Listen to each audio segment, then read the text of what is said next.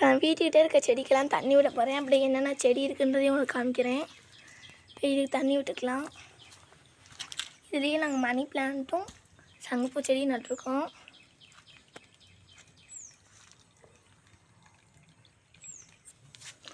அது வேரில் மட்டும் விடக்கூடாது, அது இடையிலையும் அதோட இலையிலையும் ஸ்ப்ரே பண்ணணும். இப்போ அடுத்த செடி காமிக்கிறேன். இது வாட்டர் பிளான்ட். பாருங்கள், கருவேப்பிலை கண்டு இப்போ தான் நட்டுருக்கோம், வளர்ந்துட்டுருக்கு. இதுக்கும் அதோட இலையிலையும் ஸ்ப்ரே பண்ணணும். மத்தியானத்தில் தண்ணி விடக்கூடாது, காலையில் மட்டும்தான் விடணும். காலையில் இல்லாட்டி சாயந்தரம், மத்தியானம் விடக்கூடாது. பாருங்கள், இதுக்கு தண்ணி விட்டாச்சு. இப்போ அடுத்த செடிக்குள்ளலாம் இது நாங்கள் குடத்துல நட்டுருக்கோம். இது எப்போயாவது வருஷத்துக்கு ஒரு தடவை தான் பூ பூக்கும்.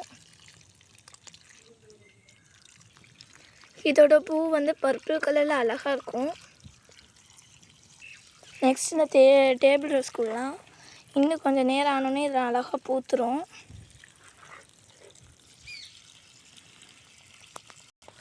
இந்த மல்லிகைப்பூ செடிக்குள்ளலாம் பாருங்க, இதான் மல்லிகைப்பூ செடி. புல் நிறையா இருக்கனால அவ்வளோக்கா தெரியாது. டேபிள் ரோஸ்க்கு கிட்டக்கையே இதை நட்டுருக்கோம். இது 3மே கிட்டக்க தான் இருக்குது. இப்போ இந்த துளசி செடிக்கு விட போகிறோம். இது நாங்கள் செடியை பிடுங்கி நட்டனால இலை குட்டி குட்டியாக இருக்குது பாருங்கள். அடுத்து விதையில் முடிச்சது இலை எவ்வளோ பெருசாக இருக்குன்னு. இதுக்கு விட்டுக்கலாம். இது நாங்கள் நட்டு வச்சது.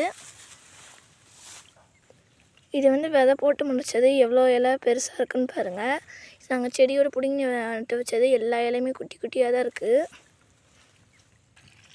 நீங்கள் ஒரு துளசி செடி நட்டாலே உங்கள் வீடு சுற்றி பரவிடும், நிறையா செடி வளர்ந்துடும். இந்த துளசி செடிக்கு பக்கத்துலேயே பாருங்கள் மருதாணி இருக்குது. இந்த மருதாணி நாங்கள் நட்டு வைக்கிற தானாக முடிச்சது. எவ்வளோ உயரமாக இருக்குது பாருங்கள். இப்போ அதுக்கும் விட்டுக்கலாம். இதுக்கும் இலையெல்லாம் ஸ்ப்ரே பண்ணிக்கலாம். இந்த துளசி செடிக்கு பக்கத்துலேயே நாங்கள் வெள்ளை கலர் எரிக்காய் நட்டுருக்கோம். வீட்டில் வெள்ளை கலர் எரிக்காய் நட்டால் நல்லது. இதுக்கும் இலை மேலே ஸ்ப்ரே பண்ணிக்கலாம். இதுக்கு இலையில ஸ்ப்ரே பண்ணி விட்டியாச்சு. வேர்லேயும் நல்லா பெருகணும்.